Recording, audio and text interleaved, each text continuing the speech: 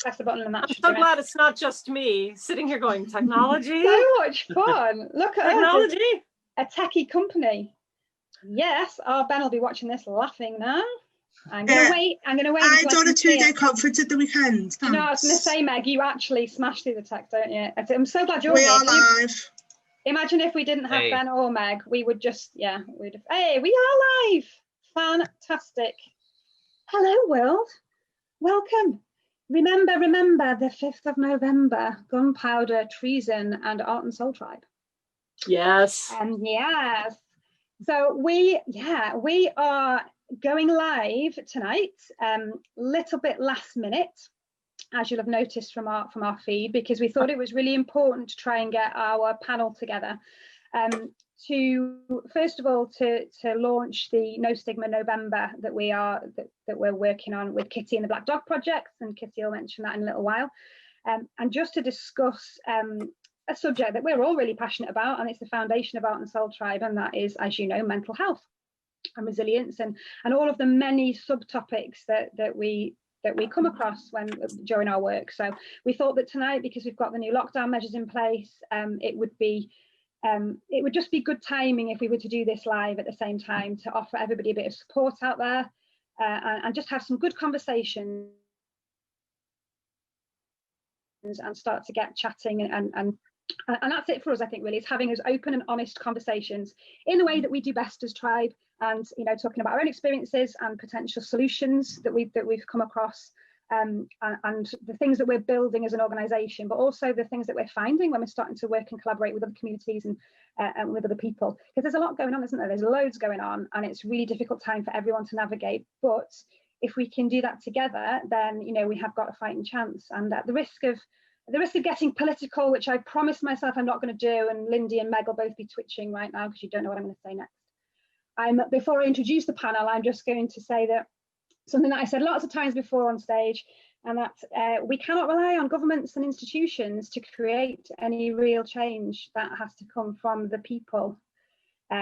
Ed is nodding there, and I think everybody out there in Facebook land will get that. The people have the power, and it's what we do with it. And by working together and having that empathy and compassion, and finding out, what we have in common as opposed to what divides us, is for me, it's the way forward, and we have to do that. And we've all got a responsibility, individually and collectively, to try and make that happen.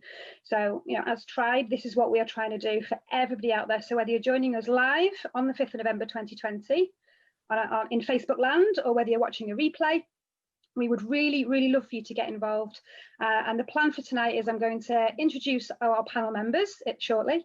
Then we've got some questions. Everyone has a different area of, I suppose you'd call, expertise, but they're all going to feel really pressured now because I said the word expertise. But everybody works in a different area that's very relevant. So I've got a question for each panel member, and then we're going to keep a little bit of a time on that, because I don't know whether you know this or not, but I like to talk, and we all like to talk. So this could go on for a while if I don't. So I'm going to really try and behave and keep it to a time. And then we're going to open the floor to some questions. So throughout this, while you're watching away, if something hits you, or if you think about something a little bit differently and you want to post a comment, I'm going to keep my eye on that. And then at the end, once all our panelists have said what they want to say, I'll bring it back to any questions that you'd like to throw in there. We're going to do some more of these as well. We do have more amazing Tribe members that aren't with us tonight that want to get involved. So we're going to think of some more topics, and we're going to think of some more ways that we can bring these kind of webcasts and live question and answer sessions out there to you. So if you would like to get involved, maybe as a panel member, maybe it's a topic that you'd like to throw in, or you have something that you think we need to discuss, please get involved and chat, because we can't do that without people. We're happy to be your voice. We want to be, be able to speak on your behalf. We see you, we hear you, we want to provide that role, but you have to get involved and work with us on that. So appreciate any involvement that we can get. So I'm going to introduce to you our beautiful panel here tonight. So what I'm going to do is, guys, I'm going to get you just to raise your hand when I mention you, so that we know who we're looking at. First of all, I'm going to talk about our Lindy. Lindy, give us a wave. Lindy is a multi-skilled educator who works across a variety of sectors, and is also the executive director for Art&Soul Tribe. 15 years experience of performance, touring internationally as cabaret, circus, sideshow and burlesque artist. Lindy has a lot of creative performance skills to share and does it incredibly well. Lesser known facts about Lindy are that she has 4 children, and she also has a hidden disability. Lindy supports many of our weekly groups, lots of our weekly groups actually, Lindy. So you'll be able to see Lindy across loads of the sessions during the week, from Mama's Bumps and Babes to disability, hidden illness, grief and bereavement, cancer support, and our art, craft and creative corner for therapeutic arts for wellbeing. The last few years, Lindy has been exploring the world of philosophy, ethics, religious studies and theology at the University of Chester. Previously, she studied a partial BA in law. So lots of stuff going on there for Lindy and lots of interesting perspectives. And she's just generally awesome at everything she puts her hand to. It's an absolute pleasure to know you, my friend. Okay, so Meg is our Executive Operations Director. Give us a wave, Meg. And Meg's been coaching, supporting and mentoring young people with additional needs for the past 10 years. Her superpower skills are all things crafty, from making, mending and creating while we're stuck indoors, which is coming in really, really handy right now, I have to say. Upcycling, creating garden furniture, all kinds of things. Meg literally can turn on to anything. She runs our online youth clubs for all ages and hosts our parties, quizzes and games, as well as supporting the entire team via our digital back office. And you can see Meg dropping in on most of the weekly sessions just to keep an eye on everything and make sure it runs smoothly. And she also keeps an incredibly close eye on me and Lindy, which is a full-time job in itself. Kitty, give us a wave, Kitty. Kitty has an extensive background in psychology, counselling and secure forensic mental health, working with both males and females, from open rehab up to medium secure. And Kitty's worked alongside individuals with mental illness, eating disorders, personality disorders, learning disabilities. And Kitty, little known fact, it's not actually a little known fact, that's a lie, everybody knows this because she's so amazing at what she does. She's also a professional fire and LED entertainer. And she's amazing to watch. It's one of my favourite things. With over 10 years experience, and Kitty perform at all kinds of festivals. You can see that Download and Bloodstock and all over the place. And who would have thought, that you can actually, have tattoos and breathe fire and still be excellent and highly skilled mental health professionals. It's amazing, isn't it, that can be a thing. Kitty's our mental health coordinator and leads our Black Dog project. And that's what I'm going to get Kitty to talk about shortly. We have weekly live Zoom sessions. We've got a private Facebook group, and we've also got a public page. So the support is out there for you. That is our, I suppose you'd say, our underpinning support network for absolutely anyone who needs it. And we're really keen on getting more people to join that and access the support that we can provide. And we're working on some stuff for Soul School as well, our online platform. So Kitty's looking at the moment at building mental health awareness courses. So we've got lots of good things ahead with that. Right, next on my little list here is Kirai. Give us a wave, Kirai. Kirai is a highly passionate tutor working in two very important sectors. There's lots of things that we could say about Kirai because she does so much and does it so brilliantly. But we're going to focus on the two areas that Kirai is most passionate about tonight. She's the brains behind the International Disabilities Show. Lindy works alongside Kirai in the weekly sessions for disabilities. And you are massively passionate, I know, because we have so many conversations about it, providing education and support around accessibility and inclusion for venues and businesses and event producers in order to help them with their accessibility and reasonable adjustment requirements. So that's a huge area that needs a massive amount of development and a massive amount of support. So we're really, really keen on pushing that as a priority. And Kirai's other sort of specialist area is supporting sex ed, gender, sexuality, which is the tough subjects that people don't seem to want to talk about, but they are so crucial. So we have some good, some good conversations I think can come tonight about those kind of things, and it'd be great to get people on Facebook out there to let us know what you think about that when Kirai's talking about it.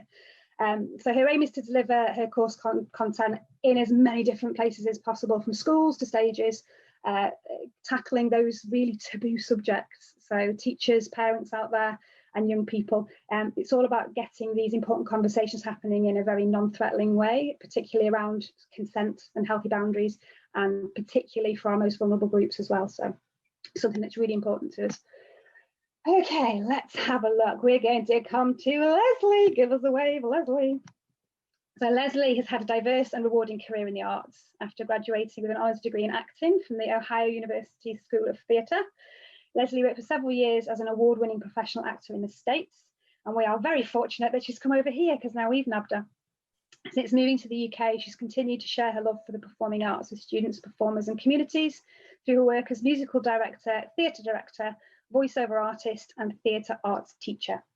She works with numerous private acting and singing students, conducts several choirs, very, very well, I hasten to add, and facilitates singing workshops for all ages. Incredibly difficult job on Zoom, which I'm sure we'll talk about in a little while, but you really are amazing at what you do. Lots of workshops for all ages, all experiences, all abilities. And in the summer, Leslie's creative director of the Inclusion Project for the Llangollen International Music Eisteddfod, which we really wanted to get involved with, but things happened and we couldn't do it. But it's something that is definitely on our radar for the future as Art&Soul Tribe. Her fun and informal style is just brilliant in helping people to come out of their shells and finding their own self-confidence and learning to use their voice. It's just so lovely to see the way that Leslie interacts with our groups.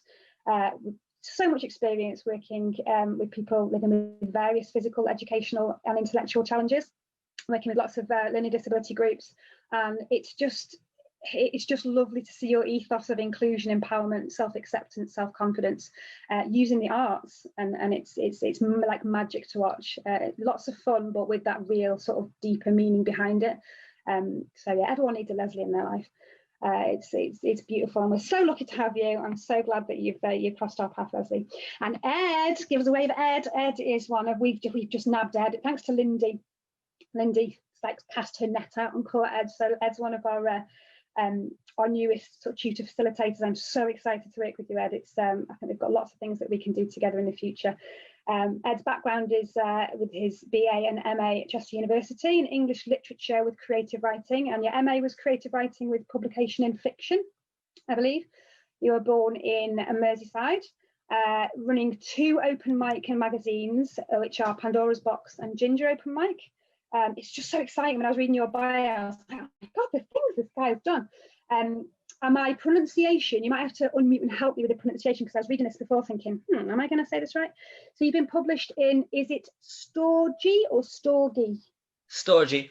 Storgy, brilliant. The Black Market Review, Pandora's Box, Rumblefish Magazine, and Cagibai? I still don't know. Maybe Kajibi? I like yours better. Kajabi, something amazing that begins with the C. It says how many publications, which is just such an achievement. You're currently working towards your PhD in life writing and looking at introducing that as a way of creative therapy, which is why I'm so excited to work with you. I'm currently teaching English to Chinese students, which is the power of Zoom, I suppose. It's easier now to be able to do that, and distance isn't so much of an object anymore for us. So welcome panel. How exciting to have everybody here. My background, I'm not really going to go into too much of that because it'll take me all week, but long history in fashion, beauty and media, and suddenly realized the toxicity of it and how damaging it was. So completely pivoted, retrained, and I now deliver mental health resilience and well-being courses and workshops, and I'm massively passionate about just supporting people in general. Doesn't matter what's going on. It's if you need support, there's a way for us to find groups and projects and resources to be able to do that and to support you in any way that you want to. So lots and lots of exciting projects to Art&Soul Tribe, and I'm sitting now quite comfortably in my role of sort of strategic, trying to get these amazing facilitators and artists that have got so much magic to give, and trying to put that together so we're all cooperating and co-producing rather than everybody sort of doing their own thing. So it's a beautiful thing to see, and it's very exciting. So what I'm going to do is I feel like a game show host. Is very exciting. I'm going to throw it over for a few minutes now. I'm going to come straight to Kitty, because Kitty and I are working hard on our Black Dog project. So if you haven't already come across our Black Dog project, please go and find the Facebook page and the Facebook group, and you can link in with us every Monday. But Kitty, I'm going to just come to my question now, because I've written out some lovely questions for everybody. So I'm just interested for you to just run us through, from your experience and from your perspective, what you think the biggest challenges that we have at the moment in terms of mental health support services and education, because obviously I know that's a huge big question, but we have to break it down from somewhere, don't we, and find out what are the biggest challenges that people are facing and how can we think about some creative solutions. So just give us some thoughts on that. I think it's such a huge topic at the moment, isn't it?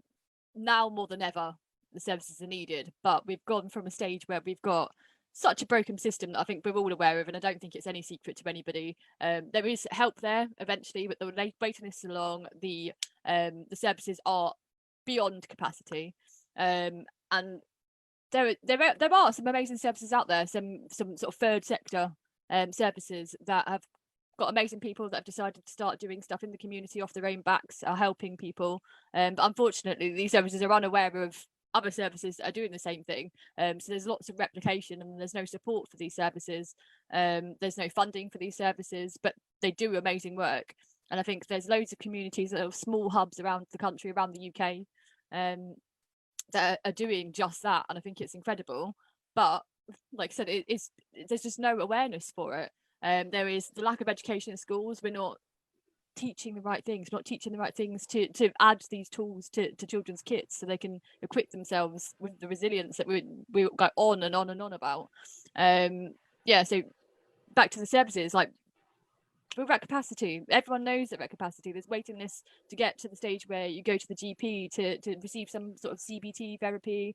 There's waiting lists at the moment. Like I said, I think someone might need to mute. Yeah, sorry. So even at the moment, due to everything that's going on at the moment, there's even a waiting list to even get to the stage where you make a phone call to the doctor, to even have an appointment, to get on a waiting list to wait for help. So it's getting worse and worse and worse. And then with the services being at capacity, and with cuts to numbers of staff, that means staff are getting burnt out. It's becoming dangerous for them. And there's a huge staff turnaround, which means that the level and the quality of the service that these people that are in desperate need are potentially not receiving. People are getting trained up, they're coming into a job, they're new, they're on the front line, and that puts themselves at risk, that puts their families at risk, that puts the patients themselves at risk in a secure unit. And that's terrible. So there's a huge turnaround at the moment. And what else have we got? Just sorry, I just grabbed a couple of points. I wanted to make sure I didn't forget anything, because it is such a huge topic, isn't it? So back to COVID. I think that's the huge thing at the moment, is that all of this was already happening. This is happening, and we were working on this before anything with COVID came about. And now we've got to the stage where actually we're going back into lockdown. We've gone back into lockdown again today. And people are expected not only to deal with the issues they're already dealing with, but have had every single basic need potentially stripped away from them. There is no social network. You're not allowed to contact with other human beings. Some people have lost jobs, been made redundant. And I'm not just talking about people that are are used to hardship, are used to working, are used to living on the poverty line. I'm talking about people that have never ever in their life maybe experienced what it's like to not have a job or have to budget. That doesn't make their problems any less problematic for them. If anything, it's harder for them, because they're definitely not equipped with the skills or the resilience to understand what it's like to go without, which is just everyone's experiencing new things. The lack of structure, the sleep patterns are changing, people are working from home, you're being around the same people all the time, that can cause conflict. There's nobody to open up to. You don't want to burden the people that you're almost trapped in a bubble with. I think people just need a hug. As sad as it sounds, sit back. People are missing cuddles right now. Have a hug. Here's a hug for you. Yeah. It's true, the human contact. And I think you're right about, I've had several meetings today, the same thing about duplication. And everyone's throwing stuff out, and there's so much duplication. There's big gaps in communication where no one's talking to each other because everyone's just reacting.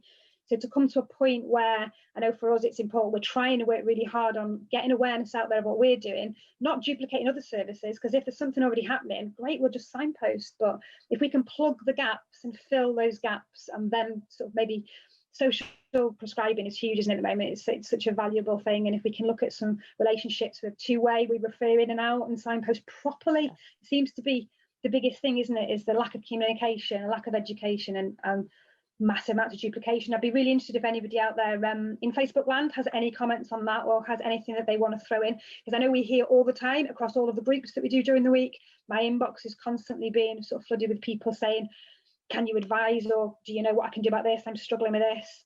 And like you said, Kitty, people that have never even experienced anything before are starting to say, oh my gosh, what's this feeling? What's this, it's tough all around, but there must be things that we can do. to work towards that. Another minute or so, if anybody's got anything, anybody on the panel wants to weigh in on that at all and think anything that comes to mind. I think it's important to acknowledge the fact that what Kitty does, all the mental health work that she does, it really seeps over into all the other disciplines, all the other things that we're talking about. And we're heading towards, if we're not there already, crisis. Yeah. So I think forums like this are great, and just getting involved and talking to someone. Because Kitty, one of the first meetings I attended with Art&Soul Tribe, Kitty did a presentation on burnout in the workplace, and it was so well put together, Kitty, and it hit me so. You get me in the feels. So personally, I had to switch my camera off and had a little cry, and I think I'm not the only one who would probably sit there and go, "That did she make that just for me? Was that?" We're all feeling it, and this pandemic is not helping. But mental health, it goes across the whole spectrum of everything that we're talking about today. Yeah, it's huge. So whatever we can do. It's huge, isn't it? And there's going to be a lot of things that aren't being done that should be done. There's going to be a lot of conflicted opinions. There's going to be a lot of awkward conversations, and it's just huge. It is huge. It affects every part of everybody's lives and everybody's families, and nobody's untouched. But we have to do something, don't we? So trying to wade through all of the drama and all of the stuff and get to a point where we're actually really helping people in the places that they need it the most, and cutting out as much of the red tape and the bureaucracy as we possibly can to action and be able, because we're on the front line, aren't we? We're third sector. We are actually right there on the front line. We're not sat in a boardroom making decisions on big budgets with no relatability and no way of, of actually experiencing these things. With that front line, we're getting to see the people. And just before we move on to the next question, I'm going to come to you, Ed, next, just to give you a heads up. So I just want to speak to you. Ben, who was going to be on our panel tonight, is having a little break. He's going to come on the next one. But the conversation that I had with Ben, I thought it was really important because he was going to mention it tonight, and I think it's really it's a good time to mention this. It's really tough there. He was doing some filming at and I don't quite know which market it was, which is fortunate because it means I can't directly call out the local authority, which I would do if Ben was on right now. So if anybody is out there and knows about it, then let me know, because they need calling out on it. There was an indoor market, and he was going to do some filming to film what's going on and people, and do some little interviews. And he said 3 of the people that had the store, 3 of the store holders, he had conversations with while he was interviewing them. They've been told they have to close and they can't trade. They've also been told that they have to keep paying their rent. And 3 of them said their only way out was suicide. That was genuinely 3 people. Now that is something that it can't be a thing, can it? It cannot happen. There has to, that can't be the only solution, and it can't be something that people should feel like they're boxed into that corner because they lose their homes, they can't feed the family, the business they worked on forever is now can't really trade, but I also have to pay big bills. My only solution is that. Really, really got me yesterday. Really made me. And I'm always angry about these things, but I thought, you know what? And Ben is our tech director. He's 17, he's amazing, but he's had to go and have those conversations that have affected him because he can't help. He's filming these guys who are literally saying, I can't see another way out. I actually can't. 3 people in one small space, and that's not going to be the exception to the rule, I don't think, right now. It's going to be everywhere. So there has to be some big changes. Broken systems, broken services. If now isn't a good time to work on that and to do different things. So for me, I thought, you know what, that's unacceptable. There has to be creative ways to get these people. There has to be ways to have spaces that aren't being used, that new ways of trading can be set up. And, these people can have spaces that they can support with online trading. There's got to be a way to offer that kind of support for people that are in that position. So just wanted to kind of bring that up because it's something that we face all the time, especially Kitty, don't we, in working with Black Dog Project.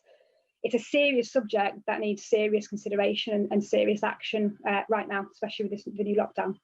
So with that heaviness that I just brought to you there, I'm going to come to Ed next, because one of the subjects that kind of rolls on for us from talking with Kitty about the Black Dog Project is the topic of male mental health. And I'm sorry, Ed, you are the guy in the room, so we need to come to you on this one. But I've been really, really passionate about this, and it's one of the subjects that we've tried time and time again to make sure we cover as robustly and as well as we can.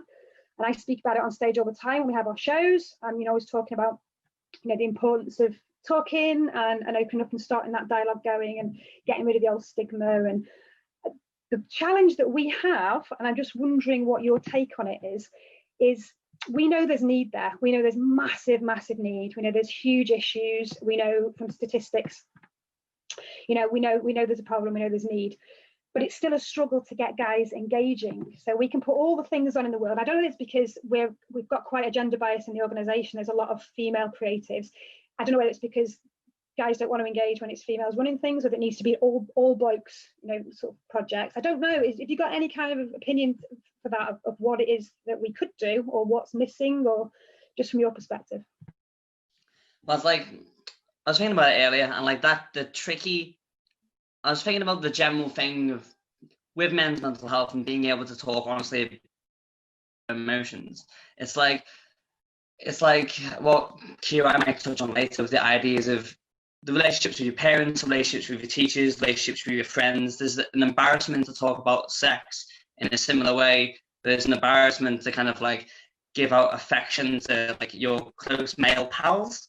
And that casualness that you kind of like is incorporated growing up with either like your mother or your sister, or like that, the different line that we're kind of pushed down. And I think it's that, because I find it with myself, wanting to be part of these groups, but in a way where I know I can be vulnerable in that way, but even with the ways that I know it can be beneficial, and even in the ways that I know it will benefit me, but even many times in my life where you instantly recoil away from that, especially if it's more of even if it's like a male figure. So I don't know if it's only my experience where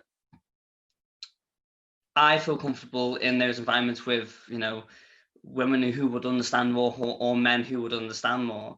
It's like, it very much depends on what type of young teenage boy we're looking at, and if it's a shy issue when it comes to talking about their emotions. So maybe, a male figurehead is going to work a lot more, because, it's that argument over empathy versus sympathy. But when it comes to just kind of bringing it up and the natural reaction, there's something there that like, it's just like a feeling. I get it with my own grandfather, you approach it rather than get a little bit too sentimental, then you get a little bit quiet and embarrassed, you know what I mean? It's that instant kind of like pullback. Recoil, I yeah. think we're getting used to that still, I think, and even myself. Yeah, I think you're right. I think you're right there. I know we had this conversation a while ago. Obviously, you're relatively new to the organisation, but I think after one of our shows, we'd had a conversation where we thought it's not enough to get talking. I think, Kitty, I'm sure we were having this conversation.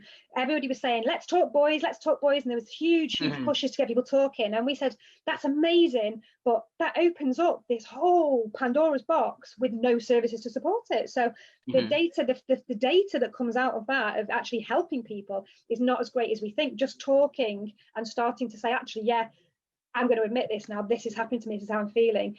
It only goes so far when then you go, right, so what can we do about it? Well, nothing. You can go on a waiting list for a year. Well done for talking though. It's kind of having the other end of it there, ready to get that support once you're ready to talk and admit that there's something going on. Yeah, and I think it's an embarrassment of approaching that support, isn't it? It's like one of like three big things that come from just, I guess, like men feeling hopeless in that situation. It's either like, let's say, abuse, like relationship crumbling down, or maybe finances, where it's like you can't necessarily go to anyone else for one of these big massive things, because you feel like, oh, it's embarrassing, or I can't rely on anybody else to get me out of the mess that I've put myself in. You know what I mean? Got to take responsibility, but responsibility isn't going to save you all the time, No, it's really, really, really good point. It's so tough, isn't it? Because, I mean, we've had loads of ideas of thinking, sometimes I found in sort of my experience, activity, doing things, action, and I'm very much quite in my approach. I'm quite masculine. My energy, I do things a lot like in a very masculine way. Action, doing things, and building and doing things whilst talking is usually better than let's all sit in a room and share our feelings and have a good cry and have a good hug, which is traditionally a very feminine female approach. So I wondered whether maybe that kind of thing of having projects that are more physical or out in nature and walking, and that seemed to be the feedback that we got from a load of the guys, was actually I'd probably feel better in that kind of environment, and then have a chat if it came up. But then I don't know whether I don't know, because I'm not Yeah, it's difficult, isn't it, to work out what solutions would be.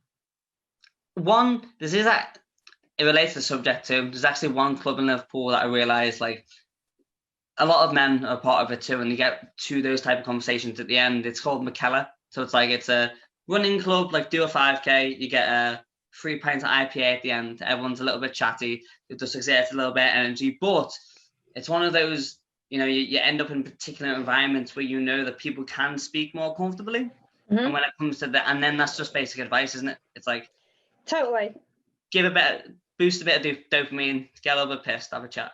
Yeah. Like, and that's it's a very traditional approach, isn't it? And I'm talking in terms of traditional, like the military veterans group we work in, and your blokey blokes, very traditional. But I'm going to come to Kira shortly. We're going to talk about differences, because there's lots of things to talk about within this. What about those people who identify as male? Where there's a whole spectrum there that we're not always considering.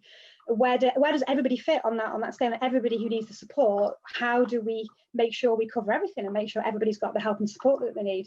So traditionally thinking, when we first got asked to do, we need to do stuff on male mental health, you need to think about, let's go for a pint and let's cut trees down and let's build things. But that's not, that's the very stereotypical version, and that's definitely relevant, because there are a lot of men who would fit into that box, and that's where they would place themselves. You think, yeah, actually that would work for me. That's not going to work for every guy. So how do we, it's having those conversations, isn't it? Which I'm hoping that's where Kira's expertise come in. How do we have all of those conversations with everybody, no matter where they sit on all the spectrums, and find, really good resources and really good groups and really good spaces that people can access what they actually need.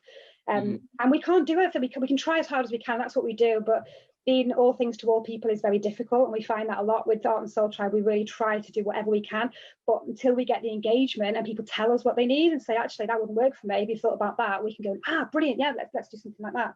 Until that point, we can only go off our own experiences and our own judgments and stereotypes anyway. I think, we can do that would work, and then somebody needs to then say, well, actually, that wouldn't work for me, and we can look at those conversations that would traditionally be quite difficult. But we can do that with open arms and with open minds and open hearts, and say, brilliant, no, come and talk to us. What can we do? Safe space. What do you need? What can we help with? That's why getting all these people together, all you wonderful people, is great to open those conversations, because it's every perspective so different, isn't it? So my second question to you, in terms of creative writing, is, I know that you're sort of, as a therapeutic measure for you, it's been a huge thing in your life, writing in general. Any thoughts on that? How do you think we can move forward with that? How has it helped you, and how can you see us being able to do things using creative writing as a therapeutic tool? To bring it back to the previous question as well, is when it comes to the idea of, I think I was reading something called, it was like called like soft therapy, in the sense where men use this idea of dark humor and use humor against the being able to put out that. So for example, now where we have gym and pop culture, very much kind of like, it's either used as kind of like therapy, but there's also the negative connotation of banter too, of like, there's that kind of thing we're kind of like dealing with toxic masculinity at the same time, and it's in that, and it becomes very jumbled. But when it came to creative writing, that's what kind of got me into it in the first place, being able to make my mates or my family laugh. And I was in the attempt of doing that, even just doing little skit scenes, even just like working with other writers, the easy jump into that comedy, you found the sentimentality there eventually. So it's just, and in the sense of like with me, and what affects my depression is my own ADD too. It's a sense of being able to concentrate. So when I'm reading a book or when I'm writing a story, it's not necessarily for the product of the thing. It's just for concentration. And I think especially when it comes to Merseyside as well, there's a lot of either undiagnosed or misdiagnosed ADHD, ADD riddled children who are not getting the support that they need. And it's being like, oh, okay, he's like this, so we'll just push him into work and we'll push him into a 9-to-5 job he doesn't want to go in, rather than directing that energy in a giving you more a diverse approach. So specifically with that, I quite like spoken word, or what I mentioned in the introductory video is flash fiction, which are just 1-page stories, 500 words. And what I usually do is something called like life writing, called like room in the cloth, where it's like fiction and non-fiction, but you change it around a little bit. You'll use names specifically for like comedic reasons or as like a overshadowing the story, but it can be something you can use for yourself as like a resolution. You're making up a story, but you're putting someone you know in like a different type of context, and it gives you, because you can't, it's very hard to find closure, but with that type of stuff you can kind of create it yourself, which works really well. And so those 1-page stories help me a lot, because they're just kind of like, I can do it in a day, even if I'm writing slowly. And the spoken word type stuff is very therapeutic for, you've got a crowd, more of a crowd. It's very performancey, you know, you've got like people to bounce it off, and it sounds good too, you know, which is probably, if you like it, it's just important, you know. I love that. I really love that, and I love the rewriting the end of your story, because I do a lot with a lot of my work now, and a lot of sort of brain retraining. There's a lot of that element that I kind of work with sort of replaying things that might have happened, that might have sort of put you in a different space, that's causing some recurring negative thoughts and behaviors to come out, and you know, going through that, playing it like a film, and then going back and playing it again, but rewriting the end of your story. So actually writing it down is probably going to, you know, with different characters, but having that as a sort of therapeutic tool is I can imagine really, really powerful. So it's some exciting stuff that we've got ahead that we can start to work on and develop these things. It's brilliant to know we've got all of these things that we can come together and make some magic with. And I know we haven't spoken too much yet about it, but our Tribe Fest, our festival, is what we're planning when we finally get out of this situation. That is going to be great to be able to all these projects that we're working on, all these great things. And Leslie's choir, that we can finally get people in a room that can sing together in all at once. And, you know, some writing stuff, we can do the photography projects we've got, we can have an exhibition, we can have some drama, some movements. But, you know, that's where the magic, I think, will happen. That's where traditional, going back to communities, supporting communities, that whole tribal mentality where we each one teach one, as Inch says, and I hope Inch is watching or will be watching at some point. It's all skill sharing. What have we got? What skills can we get? I'm great at bringing people together and talking. It's my skills, my superpower. So I'll keep doing that. What skill have you got? How can you share that? How can we all learn from each other? And, you know, cut out the things that don't work. I was going to get very political then, but I just give myself an internal slap, and I'm not going to do that. I'm going to move on now to my good friend Kirai, and I've got a two-parter for Kirai. So if you don't mind, I'm going to ask you my first question, then I'm going to move on. I'm going to speak to Meg to give you like your little heads up that I'm coming to you next. Then I'm going to go back to Kirai, and then Lindy, I'm coming to you. Prepare yourself. So I'm going to ask Kirai, because obviously with this, don't forget Leslie. And Leslie, well, I've got Leslie. Sorry, Leslie, you're in the middle there. No, I did mean to say Leslie in the middle. After Meg, I'm coming to Leslie. Sorry, and then I'm having a great time listening. It's cool. It's fine. No, I've got, yeah, you're on my list there further down, but as if I could, how could I miss Leslie in the centre, and is the performer, the performers. No, I will not miss you out, I promise you. But Kirai, because we've got a two-parter, I'm trying to make sure that I break it up a little bit, and because the subjects that you cover are so, they're very taboo, aren't they? And there's so much to it. It's so broad. There's so much, you know, stuff that we have to wade through to be able to get to the point where we can help people.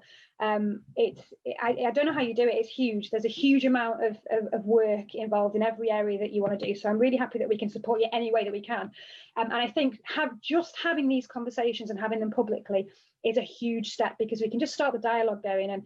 And we've had conversations before where I get things wrong, and everybody gets things wrong. And it's having that, you know, the space where you are allowed to get things wrong, and you are allowed to mess up and be uneducated and not understand things, and get the help with that, and for you to say, actually, you need to think about this, and to go, oh gosh, brilliant, great. And that's what we're missing, I think. So that's why I think your skills come in brilliantly, because you do that so elegantly and so beautifully. It's great. I love to see it. My first question for you is around accessibility and inclusion, which is something that we've always been really passionate about. And Lindy and I, at the very beginning, we'd always talked about this. We're fully accessible. Clearly, we were nowhere near fully accessible, but in our heads, we really wanted to be accessible because we wanted to appeal to everybody. We wanted to support everybody.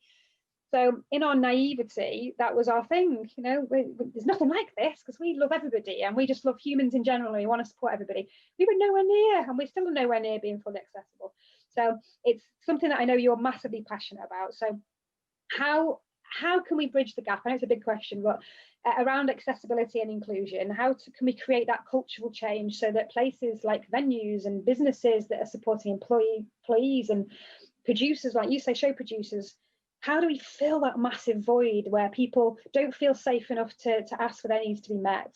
And on the other side, the organisations and the producers either don't care or aren't educated enough or aren't aware of their sort of moral or legal obligations.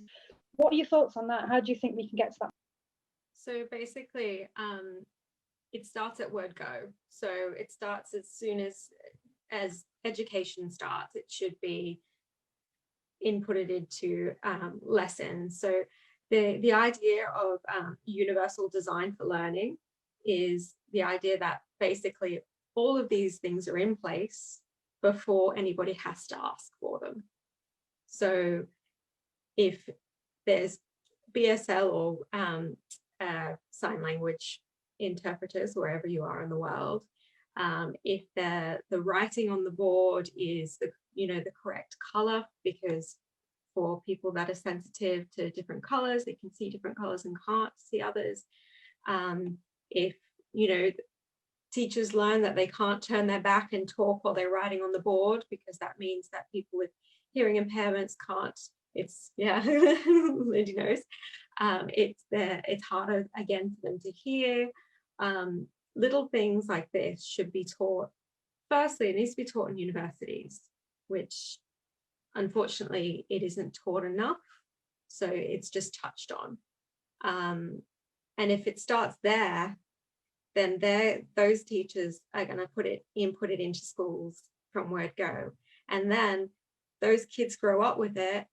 The ones that become producers know what to do.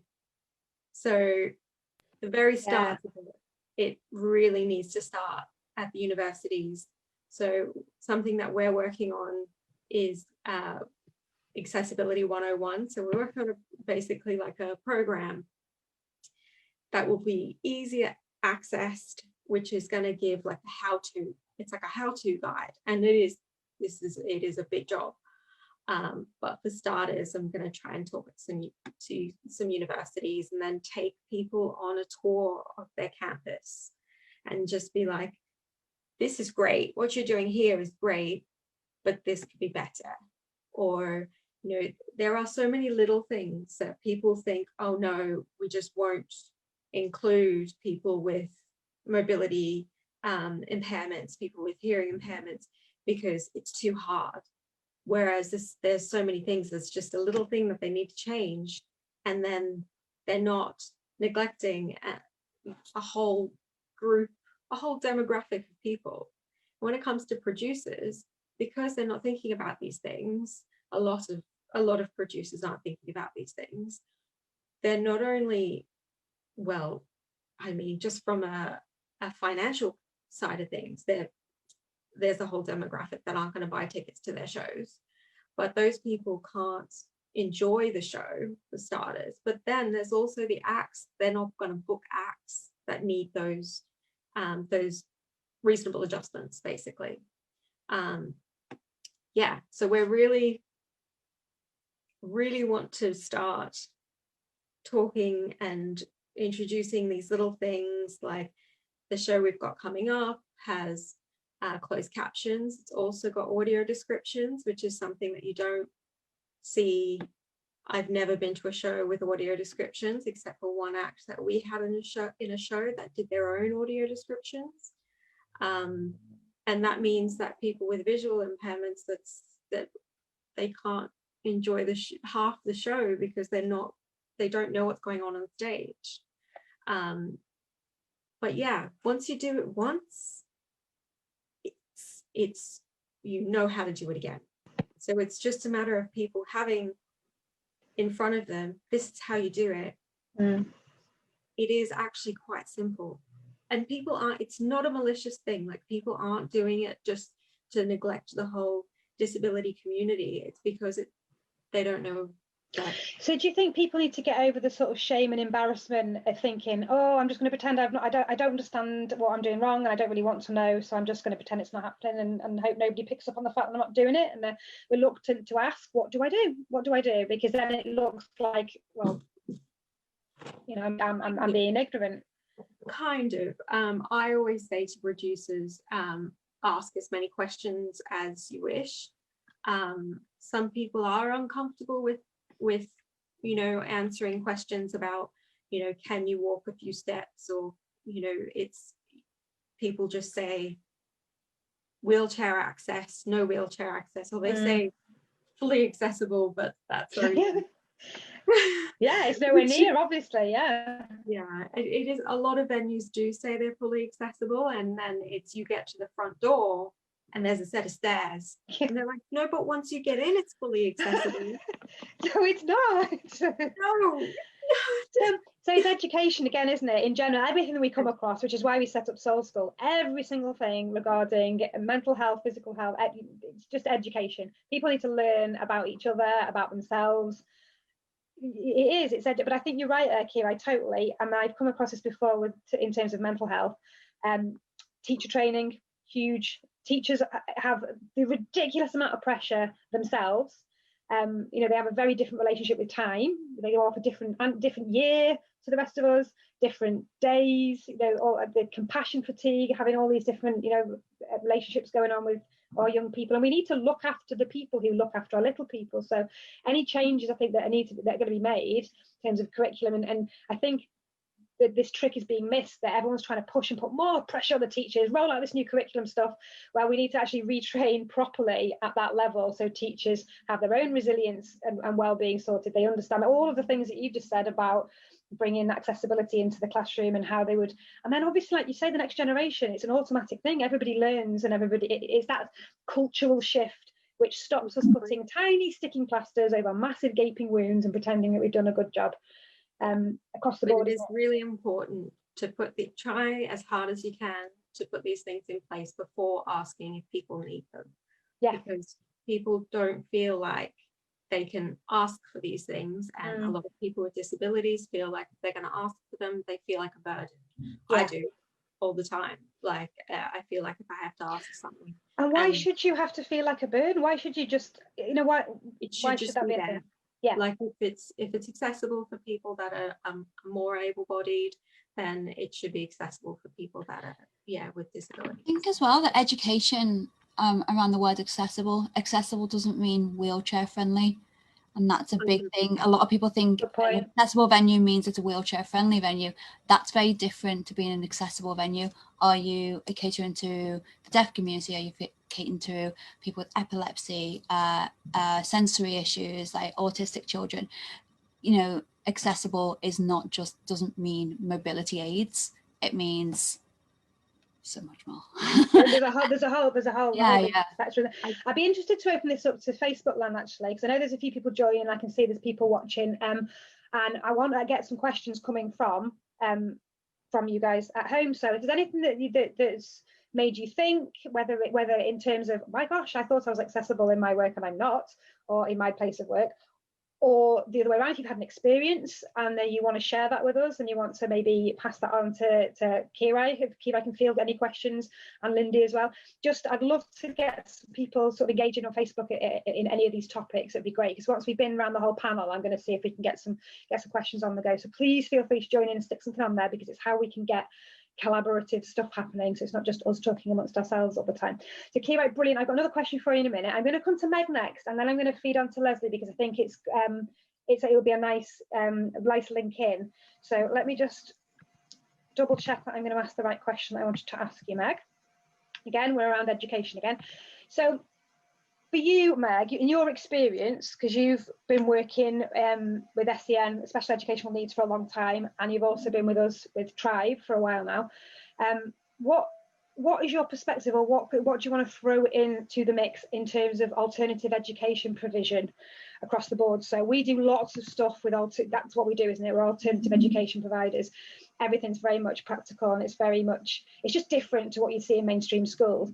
How do you, in terms of supporting people moving forward and looking after everybody in general, and mental health and physical health, how is what we do different? And you know, what's your experience been like in terms of sort of both sides of the story?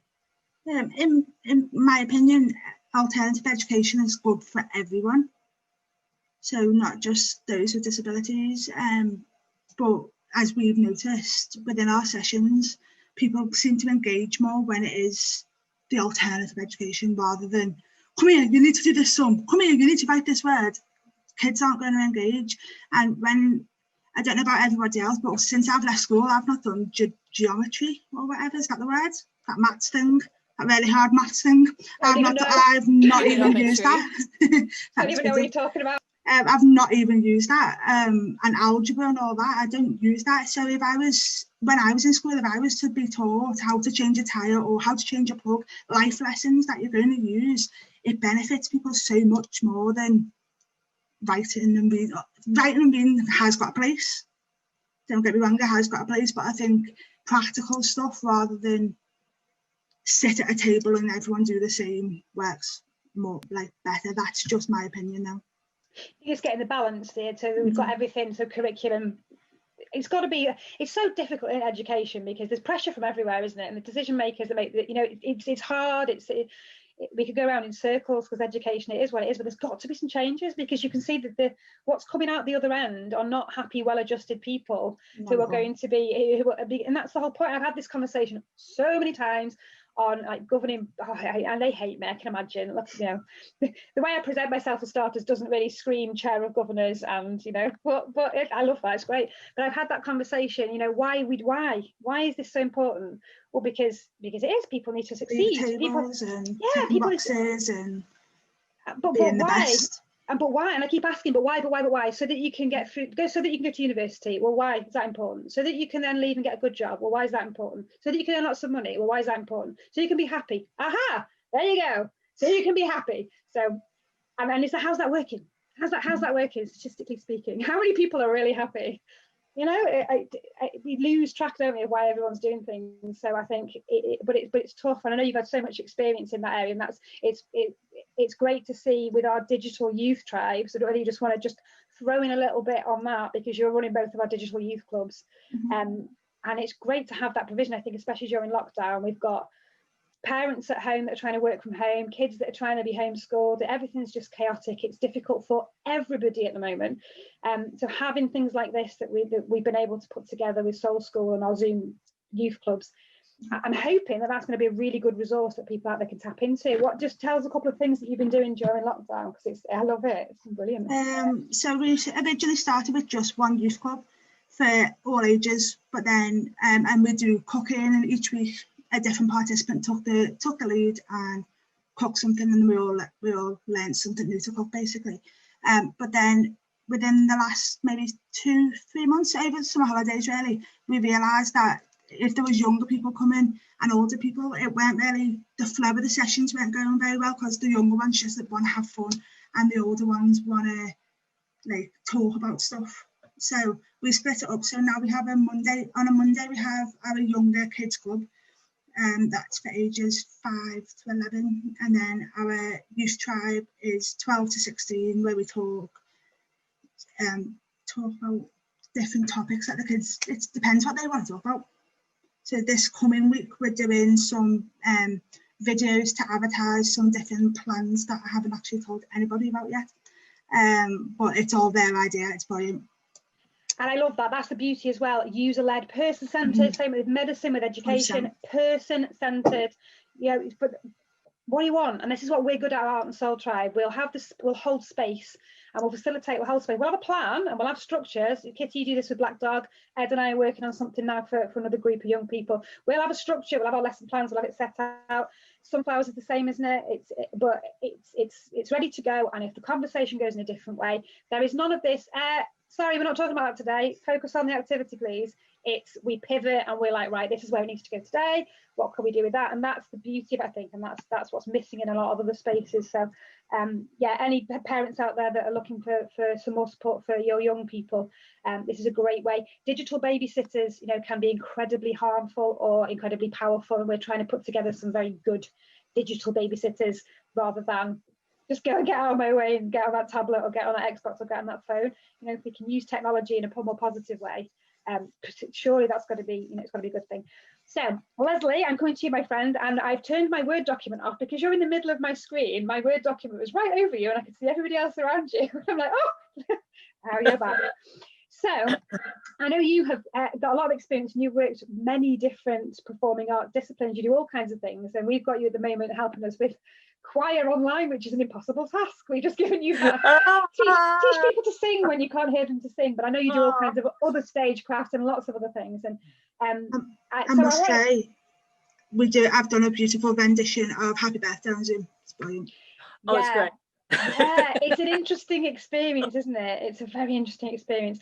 But my question for you is, or the sort of the direction I want to take it in now is, what we do is very fluffy, isn't it? We're known as the fluffy, and I've heard that so many times when I've been for years trying to push what we do as being genuine, important work, engaging. Yes, it's fluffy because people want to do it, and we do very important work, but it's still not taken seriously. It's very fluffy, anything artsy, it's not important. And I've had discussions with educational professionals. Yes, dear, that's all lovely with your funny hair and your artistic ideas, but we've got to sort the curriculum first, so we've got to sort this and this and this. The fluffy stuff, and this is what I've been told, the fluffy stuff comes later, at which point steam comes out of my ears. I'm like, really? I think you'll find fluffy stuff first and the rest will fall into place, and you'll have happy, well-adjusted people.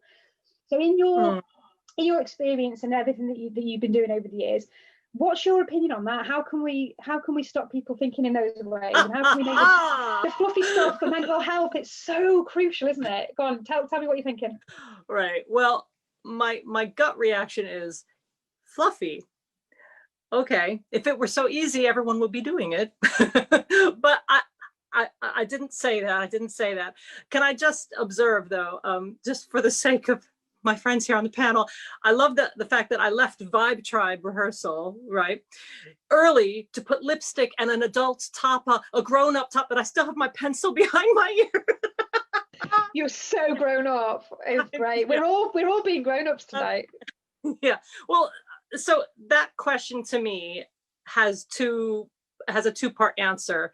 And I thought that this fluffy kind of thing might come up in conversation. So I have a list. I have a list because what a lot of people think is, oh, it's just the performing arts, singing and acting and dancing, and isn't that nice, and reading some poetry, and it's more. And if we start in the schools with the kids, just like with mental health, just like accessibility, just like expressing yourself, we will have healthier people, physically and mentally healthier, emotionally healthier people. So here's my little list. And by the way, as far as fluffy goes, anyone who's performed, whether professionally or in an amateur production or anything, the intense amount of effort and focus and energy and discipline needed for that fun little lark about on the stage. Can you imagine my face when that was in person told to me? I was like, I need to leave this room. I need to leave this room right immediately. And can I also say, these fluffy, before I get to my list, these fluffy areas of life is what we've turned to during this difficult, challenging time. And a lot of us who are working our backsides off, trying to think outside the box to make this work. I know I'm speaking for everyone on this panel and so many people listening. We are working so hard and being taken advantage of, or being forgotten, or just, well, she'll do it and they'll do it. And it's hard, especially through Zoom. Anyway, it's not just singing, acting, and dancing and all this stuff. Here are some of what our children and adults can learn by being exposed to working in performing arts: leadership, personal empowerment, self-esteem, self-confidence, sense of community. We need these things.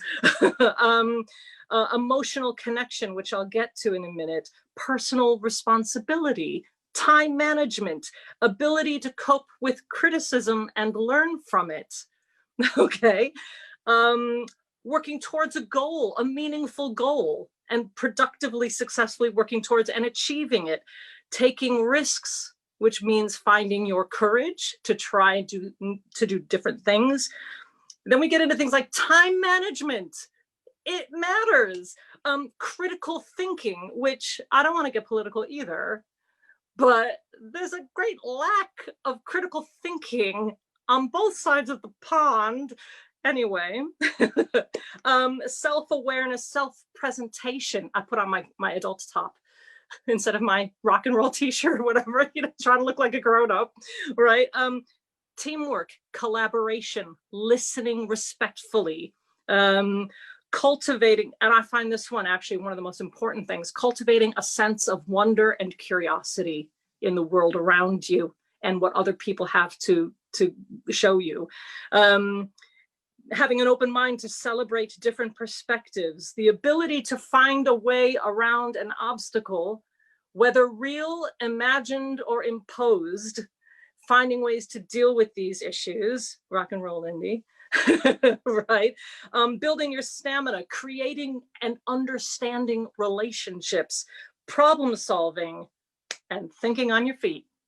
That's my list. I could go on. Leslie knocks it out of the park there. That's the first part of my answer about the fluffy stuff and why it's important. Okay. My second part, and it kind of ties in with some of the things that Ed was saying, and some of the things that Kitty was saying, all this stuff overlaps, doesn't it? If I were to ask you to tell me what your favorite chemical element is. Yeah, right. Okay, or what is your favorite mathematical theorem? Right. What if I asked you what your favorite childhood book was? What's your favorite song? What's your favorite meal? Those things have a personal and emotional connection for us. This is where our imagination comes. This is when our emotions are triggered and connected. And this is what performance and the performing arts is all about. And there's no wrong answer to those questions, right? If you're solving a math, I don't like math. Okay, disclaimer here, but because I can't do it very well. But if you're doing a math problem, there's a right answer and you have to get to that correct answer. If you are singing a song, if you are writing a poem, if you are performing a monologue, it's not right or wrong. It is you. It is what you are doing to create, to express yourself and to create this world that you want to draw people into. So if all of us were looking, for example, at a painting, and I was moved to tears from its beauty, but Meg was like, it's a bunch of red. It's not even got a shape on it. I don't get it. Neither one of us is wrong. Yeah, subjective, isn't it? And I'm always telling all my students, all the groups I work with, art is opinion. Your opinion is never wrong. Your opinion can change based on what you learn, or what you experience, or what you achieve, or, you know, but your opinion is never wrong. Your art is never wrong. And I think that is what, again, touching it with like why men might find it difficult to communicate emotionally or whatever, is because when we're performing, it's us. And I don't want to sound like I'm dissing like a painter. I've done this painting and I've hung it on the wall. It's done. It's finished. But when I'm standing in front of you and I'm singing a solo, it's live, it's honest in that moment, and it's me. It's my voice and my body and my little hitch in my voice. Oh no, I hope anyone, you know, I hope they missed that, or, you know, and that's why we take it personally. And that's why it's so challenging. And that's why we kind of put up the walls and we don't want to talk about things. But if we can get them younger. Very vulnerable, aren't you? It's the vulnerability of it all, isn't it? Absolutely, absolutely. And something else that I'm always telling people is, this is kind of the thing I live by, especially when it comes to singing, is, you know, I could put a guitar on a table and anyone could walk in and pick up that guitar and make a sound. It might not be a pretty sound, but anyone can play that instrument. Anyone can pick up some cymbals. Anyone can blow on a flute and make something. Nobody, as far as we're aware, since the beginning of time until the end of the universe, nobody can play your voice. That is your instrument and yours alone. So why wouldn't you use it? Make a sound no one's ever heard of before. Make a sound that no one else could make, even if they tried. You know, but that's find bravery in your self-expression and It's do so it. true. It's so true, really. And, But we're worried of the judgment. Yeah, it is. That's what it is. It's judgment, and this is what I could talk about all the time, all the time. And I'm gonna move on because I know we can have a whole panel, I think, and we're gonna do this again, and we'll specifically talk about some of these subjects. But finding your voice, and you say this all the time, find your voice, and that doesn't just mean in terms of learning how to sing or do some vocal exercises. That learn your truth, speak your truth. However you do that and however you present that, it's so important, isn't it, to stand in your own truth and in your own value and work out who you are. And get that respect for yourself and everybody else. That's the core of it, isn't it? So I know that you're dying to say something else now, Leslie, but I want to make sure that every educational professional is listening to this and listen to that list. And I want to make sure the government and the local authorities and anyone who has any sway or any power or any decision making around this area and actually wants to create change. It matters. It matters. This is the power. Creative, like Leslie said, right now we are using our creative power and our creative vision to get through this time. So don't diss it and don't cut it out. Art, and we all got these slogans, art is work. This is people's jobs, and they are powerful, important, crucial jobs that create massive and change. you will reap benefits. You all out there, you will reap the benefits. It's the change that people need, and we have the power to do that. It's just being stunted, and it's being shut down, and it's being disrespected, and it's being, it's fluffy. It's not fluffy. It's crucial. It's vital. It's crucial. It's important, and we have that. We have so many people across the globe that have these skills and have this power and have these resources. If we can tap into them and use them, for me, that's the key. That's the key. So it needs to be taken very, very, very seriously. On that note, oh, sorry, Meg. There's about 4 comments in the chat for people to say post that list. Post the list. So Leslie, we'll get that list posted. Brilliant. I'm going to ask you again, Meg. I was going to check just to see. Something good. You did, Leslie. I can't see the comments myself, but I'm going to ask Meg, if you don't mind, if anything does come up, we can touch back on that in a second. I just want to come back briefly to Kirai with one more question, then to Lindy. And then if we're all still awake and we've got a few more minutes left, we'll just see if we can just have a bit of we'll carry on until basically people get sick of us, and then we'll all go to bed. So Kirai, I want to just come on to my second part, because we've got, lots of great work that you're doing. I don't want to miss any of it out. So I wanted to talk, and I know that talk briefly is such an awful thing, because you can't talk briefly about this. It can't just be a 5-minute conversation. But to start us off, and maybe we can have a whole panel on this subject, and that's what we can cover in another one of these sessions, to talk about gender identity, sex ed, those really taboo, difficult subjects that I know you're working really hard to create these resources and the course that we want to get on Soul School.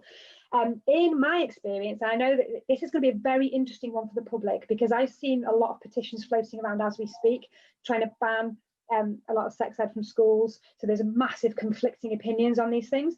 I've come across it myself before when I've gone into schools and we've started to talk about the kind of things that we do in terms of self-expression and identity in terms of fashion. You can talk about the importance of diversity in that way, but don't be, I had literally someone say to me, don't be talking about the gays, because we don't want people all of a sudden turning gay because some woman with tattoos and red hair's come in and spoken about it. Obviously, these are the conversations that I've had, thinking, well, I can't help you because you're the problem.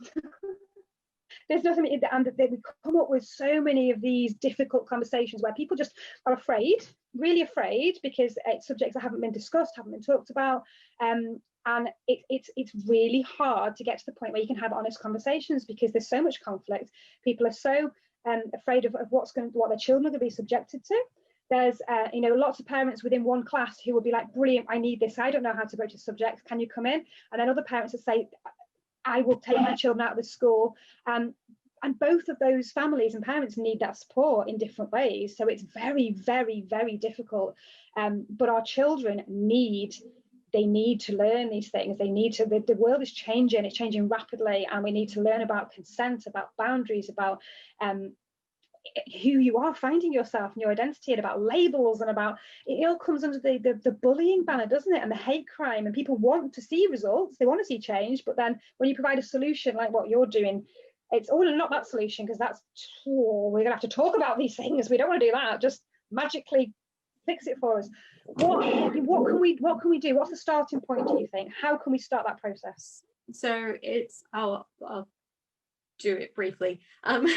So there's different things that we need to cover here. So it's sex education in a sense of sex, sexual orientation, sex as in biological sex, gender. So they're all very different, but they interlink. So it's the parents need to learn to start with. So it needs to be something that's accessible for adults to learn, because there's a lot of adults that are having children that still don't know how to teach their kids. There's a lot of books out there, so there is lots of resources and such, but it needs to be something that's spoken about generally so that the word gets out there and then it loses some of its stigma. So the first thing that I'm working on at the moment is a course called My Body, My Rules. And it's specifically for really young children or children with learner differences or special needs. So because children with learner differences and special needs are 3 times more likely to be molested. I know it's a hard word to hear, but that is the case. So they need to be taught body boundaries, consent, and respect. So that's the course that I'm working on right now, to be able to, when we're not in COVID, go into schools and teach these, but it's going to be available online for parents and teachers to access, and they can either learn it themselves and then teach it to the children, or the children can watch the videos. It's going to be delivered in with games and activities, so it's quite easy for children to learn, and it's kind of like a fun way for them to learn. So it's not sat down with the textbook saying this, and this. That's it. You're right. What age group are you thinking about? What age range for this? So for basically between 5 and 15, but the course basically it'll be like for learner differences and special needs. It's probably going to be like 5 or 7 to 15, but then for mainstream schools it'll probably be like till 10 or 11 years old, but earlier, till 10 or 11 years old. So basically it'll be the school or parents will decide whether it's, but the younger the better. So do you think, I think that's the perfect way, Kira, I think that conversation, that's something that's a good way in for these conversations. I think sexuality is the big one that people are really scared to talk about. So maybe that could come later. I don't know what you think about that. No, I think, well, these days I think gender is the thing that people get scared of, because they just don't know how to approach the topic with someone. A lot of resources are for men or women, which is really dangerous. Because, there's so many people that identify outside of the binaries, and they're just left in limbo. It's like, what services for me? Because these are specified that I'm not allowed to go to them, basically. So it's just like saying everything is for men. Well, going back a few centuries, and saying, sorry, political, and nothing is for women. It is exactly like doing that, because you're leaving out genders that don't fit in the binary. So this is super important. If we teach from word go about different genders, about trans and trans rights, about not everything is pink and blue, and also from word go, I know it's taboo, but calling genitals by their real names. Their names. I've always done that with my kids. Have you, Linda? I mean, anyone who's a parent on that, I've always done that. Specifically for that point though, how is a child supposed to correctly report something that has happened to them if they're unable to say what it is? It could be misconstrued. What is your soft, cushy, lovely word could be so overlooked for something so serious, and just be assumed, oh, that's lovely, that's nice. Good point. That's okay, well done. Yeah, and if that exactly that, Kitty, if children are told, it's your flower, then vagina or vulva becomes a dirty word, because, oh no, don't say that. Then if they go to declare something, or they need to, it's very dangerous, isn't it? It's really dangerous. It is dangerous. I think, I don't know whether, I mean, we've had these conversations anyway. I'm going to move on because I want to just ask Lindy Bird a question in a minute. I think we've got several topics that we can have a full session, and we'll get a panel together on different things. I think it's great because we started the general conversations, but there's so much more into each of these things for sure. But I think for me, and again, I'll get kicked back for this because some of the conversations are difficult, and that's fine because it starts people talking. So that's fine. I really embrace that. But I have had over the years really quite tough conversations a lot of the time with parents who are really fearful and just don't understand, and it's a different generation, and it's something that's difficult to even start to think about. Around these things, around gender and around sexuality, and you cannot come in here with talking about these things because you're going to give the kids ideas. That's actually the responses that I get. I think, I can't make you I can't. It's difficult to get people to understand that it doesn't work like that. That's not what happens. You're just telling children that they can't talk about things and they're wrong and there's something the matter with them. It's so important. It really is. So I think the best way we can do it is just by having these conversations and starting these conversations. And just on a positive though, it is getting better. Like it is, I have noticed it is. People are heading in the right direction. It's just these little things that people need to learn, and it's got to start young. And then but there is light. I've noticed, to be fair, especially over the last probably 18 months, 2 years, definitely seen a better shift and more honest conversations. And if people don't understand, more likely to say, actually, can you explain that, rather than just shutting down and running the other way, which is lovely, which is great. It is, like you say, the right direction, isn't it? Right, thank you so much, Kira. There's loads of work to do, but brilliant work. Just keep it up. You've got our full support. I think it's absolutely amazing. So Lindy, hi. You must be absolutely exhausted, literally. I mean, all of the panel members have worked so hard, like Leslie touched on, ridiculous amounts of work going on at the moment. Ed's staying up till 3 o'clock in the morning to do some work on the arts, the fluffy stuff is tough. There's a lot of work going on to try and to make good things happen. Lindy, I know, is just looking very beautiful and glamorous, but I know you're just as tired. You probably help. My question to you, because you've been there from the very beginning, and we had so many conversations over the years, haven't we? So many. We've had some quite some adventures, I would say. So my question for you is: we know that there are huge gaps. We know that there are lots of communication blocks. We know there's lack of education everywhere, and we know that the services are completely broken. And I make note. I talk about that all the time. That's I'm quite happy to speak openly and call things as they are. Services are completely broken. We're trying to use these broken services to fix broken people from broken families living in broken communities, and we're still trying to use broken services to fix them, which really is just so unacceptable for me. And it's so frustrating that we can't get any further with that when there are solutions. There are creative solutions that we can work with, but we keep doing what we're doing because we know that that's why we're here. So how would you like to see the landscape changing in the future, and how would you like to see our tribe develop to support, to support its members, the artists within the tribe? We support each other on one level, and the wider sort of global issues, because now we've got technology at our disposal. We've got people joining us from all over the world. It's not just geographically local anymore. So how would you like to see things going? What do you think we can do from tribe perspective? Okay, well, I am that rare breed of analytical creative, and as Kira and both you will know, is I have it's almost like a split personality. I will have this hyper creative brain, but I will also have the hyper illogical philosophy brain, which is why I do law, it's why I do philosophy, it's why I do theology, it's why I'm also a cabaret stripper that lies on a bed of nails with a snake. It's what I do. And I love being the multiplicity that I am. I do all these things, but it gives me, the way I describe it, it's like walking into a rainbow room, but you see the color red as black. It's not that I look for the things, it's that I can't miss them.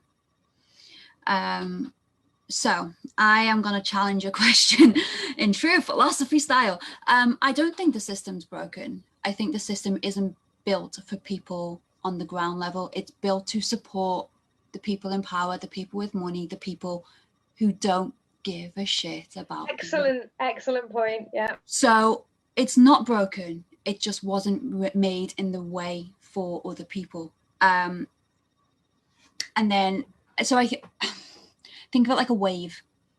You have your start point, you have your crisis point. The start point was never built to support what we have now. So we end up with crisis point. The police and things like the Black Dog Project, they're there because people hit crisis points. We shouldn't have to hit that service. Our job, doing what we do, is to help people ride that wave so that they don't hit that point. They don't crash into the dark. And I think we're working on a broken system. We're riding the waves and it's shit. And it's hard, and we're getting bashed around as much as everybody else on this storm with us. Sorry, hyper creative analytical brain is kind of, I drew a wave, and so every cylinder's firing right now because it's kind of been off on one. So I've been doing a lot of, and I'm going to talk about taboo. We've talked a lot about taboos today, and we haven't talked about some of the taboos that I deal with. So we've talked a bit about sunflowers, which is the cancer journey. We talked a bit about the mamas. We talked a bit about the creative blanket stuff. What hasn't been mentioned is probably 50% of what I do within the organization deals with grief and bereavement. You think, oh, cancer journey, you're just helping them through it and most of it's fine. It's like, actually, no, it's not. Actually, when we deal with our mamas, actually we deal with loss an awful lot. Actually, when we deal with sort of the crafting and the other stuff, that actually involves loss as well. And we've heard the word a lot tonight, and the word is taboo. So one of the things I love to do, and I can see Kirai's eyebrow twitch, and she's like, don't say it, don't say it. I deal with deconstruction of taboos. That's what I do with philosophy. It's what I adore to do. And it's, why do we have taboos? Do they serve now? Do they serve anyone? Did they ever serve, or did they just serve the elite?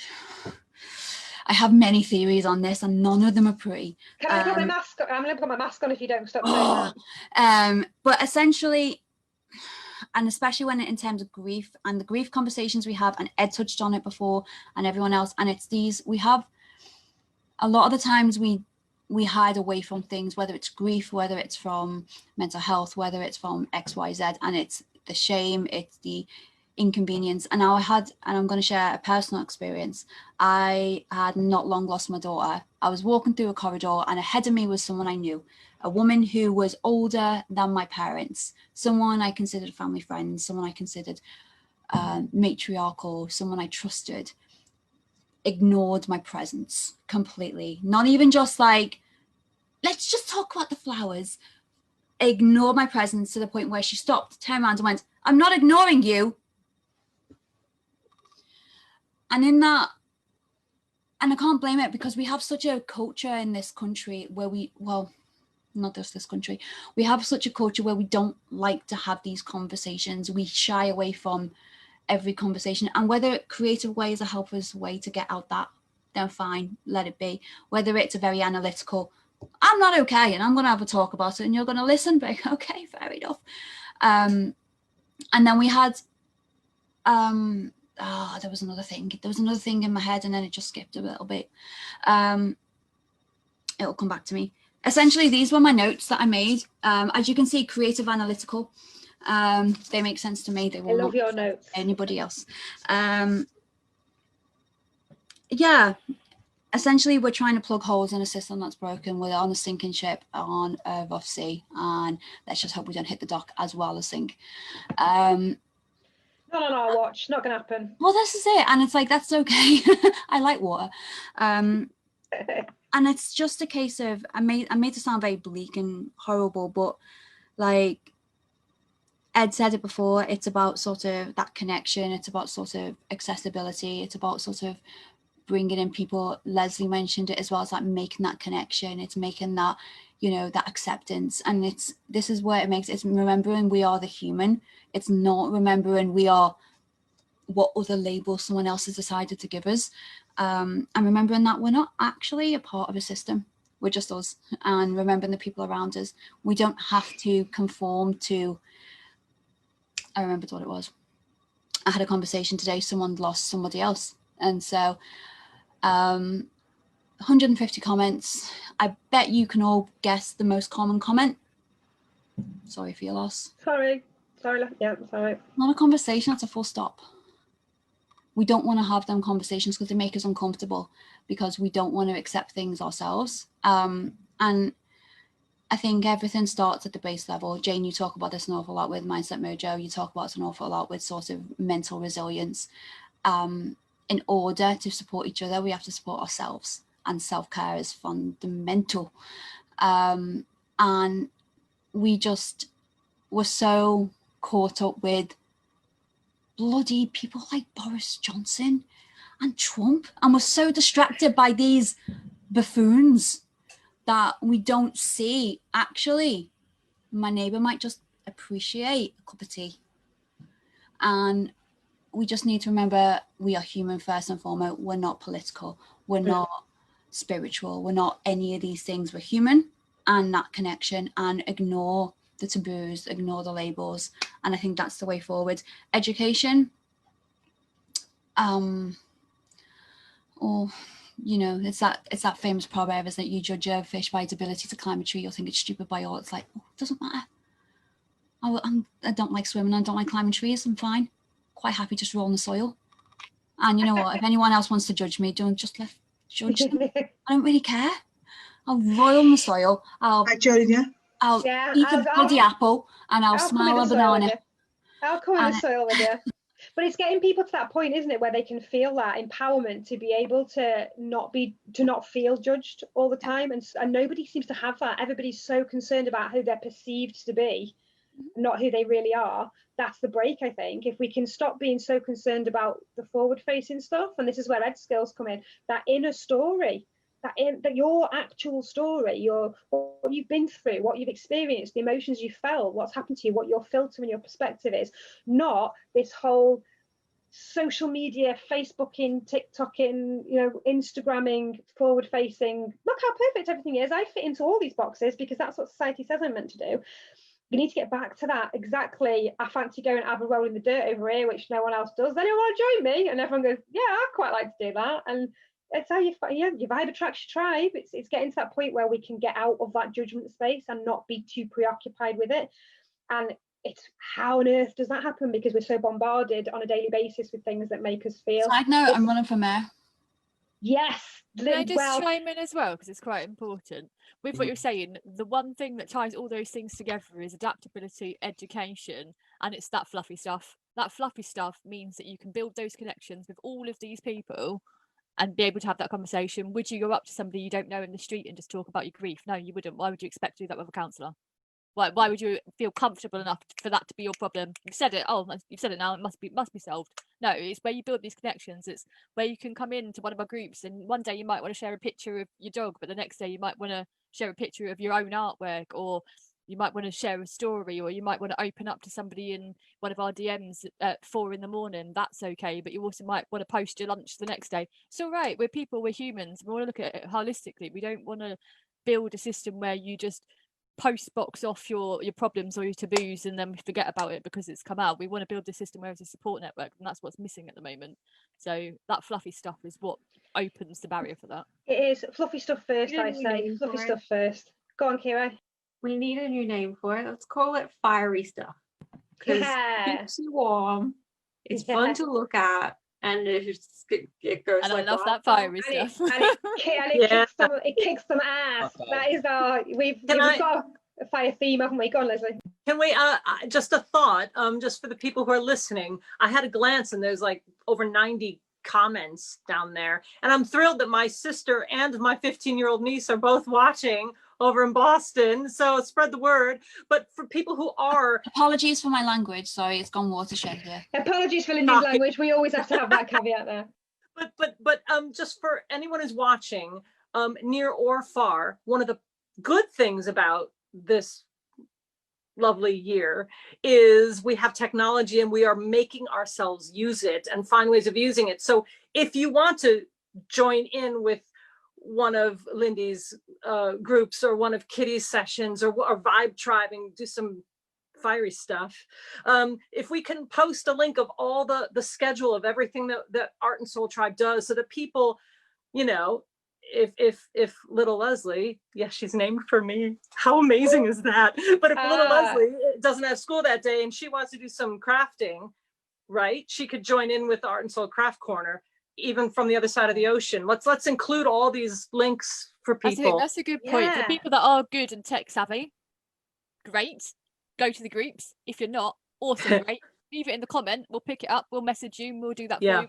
Also give you some tips on how to do those things for yourself. Yeah, we're gonna there's so much work that we've got to come. There's so much work that we already do. We've got so much more development. I know everybody's so super exhausted and tired, so I'm not going to keep anybody on for very much longer, so you can all go to bed. I'm itching to put my mask on, but I'm not going to, because I've only just got over a Facebook ban and I don't want to get kicked off again, but I might show a picture of it later. But Meg, is there anything specific that you can see scrolling through the comments that's come up that we might want to touch on just for the last couple of minutes? There was just one about the children. I just wanted to touch on, just as my last bit I'm going to chime in on, is about children and their intelligence and being able to teach adults and the support for people and the education. We have now got Black Dog Juniors, which is our under 18s. So for everyone before, we had over 18s. We tried to keep it over 18s just so people felt like they were able to open up without being a bit restricted. We've got Black Dog Juniors now, and that's for under 18s. We'll talk more about that on the page, and we'll link that up in the comments. So if you come back to Art&Soul Tribe, we'll link you in with that. But you are 100% right. You're 100% right. Brilliant. And we've got our young people helping develop that as well, which is really important, because we want to know it has to come from a very person-centered approach. So I know that their guys are probably switched off, and I know that they were watching before, but we will do a panel, because that's been requested. Can we do maybe one of these with some of our youth, and we'll have some conversations there with them around Black Dog Juniors. So that will be coming soon.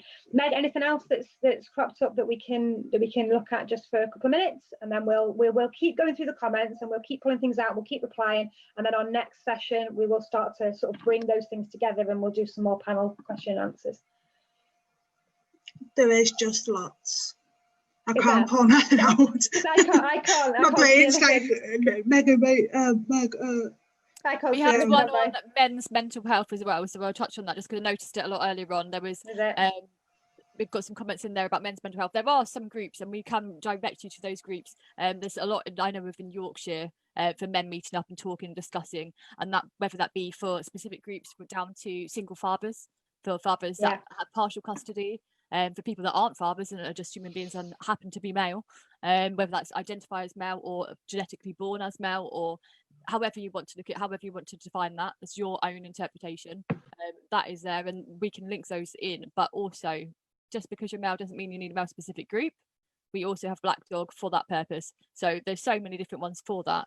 But in the comments as well, there are some other people offering support. Feel free to utilize that support, and we always say there is duplication, but just because it doesn't come from us doesn't mean that it's not worthy. No, it might be worth us putting a date. If we pull those things off, we can put together a resource. We're always trying to do that and signpost. A good resources page would be great. We can put it on the website, we can put it on the Facebook pages, we can mention them when we do these kind of things, just throwing out resources of where people can go. Well, there's a few things. I've had meetings all week this week, things that we can do in the local area to Flintshire. There's some what's the word? Equestrian. Equine therapy. Equine therapy, that's what I was looking for, equine therapy. Some walks up towards the Mould area that we're looking at that will be good for any groups, but to be able to get out with the horses and get out into the fresh air up into the mountains. As soon as we can do that, we're going to start looking at that. We're looking at getting down to the lake at Park in the Past in Hope and doing various projects, whether it's writing. We might be able to get Ed down there once we're out of lockdown. I know that we're going to do some photography projects, some art projects. I want to do some Mindset Mojo down there. It's a beautiful space, just getting out in the open air. I had a great meeting today with a lady that does her own, similar to me, coaching, specializes in anxiety. She wants to link in some more stuff for Soul School there, and some more help facilitating. A guy who's a personal trainer who's really interested in helping out with all kinds of mental health, including male mental health, but everything. But I was talking specifically about that gap that we've really been asked to plug and we seem to struggle with. He's come from his own mental health journey, and he found nutrition and exercise helped him, and now he's very holistic in his approach towards to using that, and it's something that we don't really have at the moment. So, and he's also interested in coming on a panel next time, so if we do something along those lines, it'd be great to get him on board. Another service I've been linked in with today in North East Wales again, so because we have Welsh lottery funding, there's a lot of local services to me, but we are global. If you need us, we can be anywhere because we're online. But there's some great advocacy services that we've linked in with today who are going to help social prescribing wise. We're going to look at linking to and from. So we'll put their links all over the website as well. So we're building, it's happening. It's been a bit chaotic, hasn't it, through lockdown? There's so much that we've tried to do, and there's so many links, but bringing it all in and trying to get a bit coherent with it, it can be really powerful with how we do things. The trick is to not be overwhelmed, to cry when you need to think outside the box, and to move forward even half an inch. That's what it is. Absolutely, absolutely. And like you said, Lindy, self-care is not selfish. It is a priority. Self-care is hugely crucial. It's the oxygen mask thing. We can't help others until we've helped ourselves. Empathy, compassion, collaboration, co-production, all of those things, that's what we need to focus on. Cut out the other stuff, all the political stuff that I want to start banging on about. Just forget it, get rid of it. The power is with the people. We need to do this ourselves and create these conversations and these resources. I think as well, at the end of the week, and most of our sessions have wrapped up until Monday, with the exception of one. If anyone is wanting to come and have a chat on Sunday morning, we do have our crafting, which is, we call it affectionately, sorry, Press Words are said in the UK, stitching and bitching. So it's some of us, Kitty, not mentioning any names, don't do any crafting, but they do come paint their nails. Some people. I haven't been stitching and bitching. Well then, you know where you need to be I on use Sunday that morning. as my self-care time. I practice my preach. I use that when I need a bit of time and I've not allowed myself. I come in and I have my little chill, I have my chat, and I utilize that time, for me, time effectiveness, to be able to paint my nails, but also have a conversation, catch up, and learn some other skills from other people. See what they're doing. Well, you missed it. I have learned how to tear one of them hexagons into a heart. So you have to come on Sunday and find out how to do it. I've learned Tuesday. Can we just put in about Tuesday, about seeing if anybody is available to come along? What time is it? 6:30? Yes, that is an excellent point. We have a meeting on Zoom on Tuesday at 6:30 with a very important guest, Sir Adrian, the National Lottery that's funded us for these projects up until next year. Is coming to meet us and is coming to meet some of our facilitators, some of our beneficiaries, to see some of the work we do. We put together a nice show reel, which we're going to be putting out publicly soon, so you'll be able to see that anyway.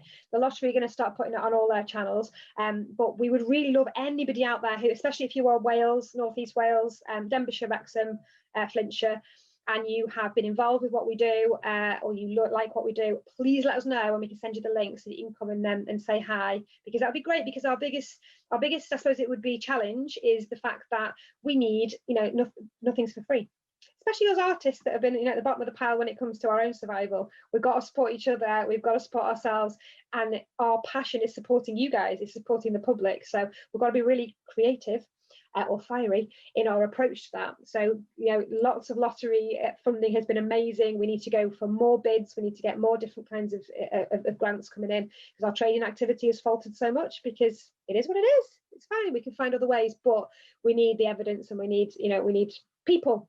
Again, it's people power to be able to do that and access the funds, because there's money out there. We all know that. There's money out there all over the place. It's getting it, and it's a little bit Robin Hood philosophy that we have. We want it, we can get it, and then we're going to distribute it properly, and we're going to do good stuff with it. That is what we do. On Monday as well, we've got, currently running at the moment, No Stigma November. We want to get people talking, not just talking, we want to find solutions. We want people to help people. We want to open up forum for people to, even if it's just glance at something and makes them think, do you know what, that's me. Or do you know what, someone else feels how I feel. So on the Black Oxygen Project, we run that every Monday, 2 p.m. So pop over to the page. We'll be adding some stuff through statuses, through comments, through pictures, some videos, just some excerpts from other people. If you've got anything you would like to contribute, whether that be spoken word, whether that be poetry, whether that be beatboxing, whether that be drawing a picture, whether that be a video, however you want to do it, just open up a little bit about you, whether that be a word that maybe has impacted you, positive or negative, anything that suits you, something, anything. But yeah, come join us. No Stigma November. Brilliant, fantastic. Thank you so much, everybody. Thank you very much to the panel. You're all amazing. And I was only 15 minutes over what I was kind of hoping to do. So I appreciate you guys so much, because I know how exhausted everybody is. It's been an interesting challenge so far. We've been riding the waves all the way through lockdown, and we'll continue to do that. And we're going to bring you as many things as we can. So make sure you stay in touch. Get on all the groups that you want to get on. Keep an eye on the page. We're going to keep doing this. We are your voice. We are here for you, and we are so passionate about it. So link in any way you can. And we've got your backs. We are here for you, and it's a safe space for anybody and everybody. And these guys, you can see that. these guys are amazing, and we do it together. It's a total collaboration. The lobster. Let's have hearts from everybody before we shut it down. Yeah, awesome, amazing. Thank you so much, everybody. Enjoy the rest of your evening. I got through it without putting my mask on, which is great. I was so tired, I couldn't even make a heart. You're just like, it's fine. I thought I'd push you over the edge, to be honest, Jane. I thought I'd push you over the political edge. Were you trying to feed me bullets? He's on the wall over there, and it is the 5th of November. I wasn't trying to feed you bullets, but I know it doesn't take much of a push. Do you want to see my mask before we go? Because I don't care if I get a ban now, because this is an important thing. This is the day for it. They might ban the video. I mean, yeah, this is. If you're not gonna do the mask today of all days. Can we just say this educational Halloween themed video, and we're just educating you on. Yeah. So that's what the mask looks like. That's just what we're trying to show you. That's just what we're talking about. It's just what it looks like. The fact that we actually agree with Guy Fawkes is not the No, it was just a good movie, wasn't it? It was a good movie, V for Vendetta. It was of great. Course. Educational purposes. I remember it had some interesting haircuts. Like a movie. Yeah. Yeah. Hey, while Jane is semi-masked, she's so good at thanking all of us, but let's have a round of applause. Turn your mics on and let's have horrible sound. Yeah, Jane, thank you, Jane. I'm keeping that on permanently now. It's definitely my luck. Thank you, everybody. Appreciate it. Yeah, yes. Let's see how long the ban is for this time. I haven't even said anything, but let's see. You didn't even say anything the other day. You literally were going to go, I'm going to just go and post this. Oh, I'm banned. Banned. It's like they've got some kind of into my brain. When I have a thought, it's like, no, we'll ban you before you even say that. So it really was. I was testament to that. It really was. Fine. It's fine. It's not the only platform, guys. Nothing's going to stop me. I'm not known. Unfortunately, I don't get banned for anything, which is definitely. Really don't. Look at you. It's so indignant. I get banned for nothing. I got reported the other day for a picture of a pumpkin. Yes, the pumpkin. What Too were you doing, pumpkin? And I get reported, but a pumpkin. Pumpkin. It just a mind Was boggles. the pumpkin covering anything? Yeah. It was literally just a pumpkin. Did you draw nipples on it? It was wearing tassels. Yeah. Leslie's face is just like, you said I'm just nipples. confused. What kind of a new gang of friends have I made here? What You are love it. the You love pumpkins, it. man? What can I say, Leslie? I have some fetching socks.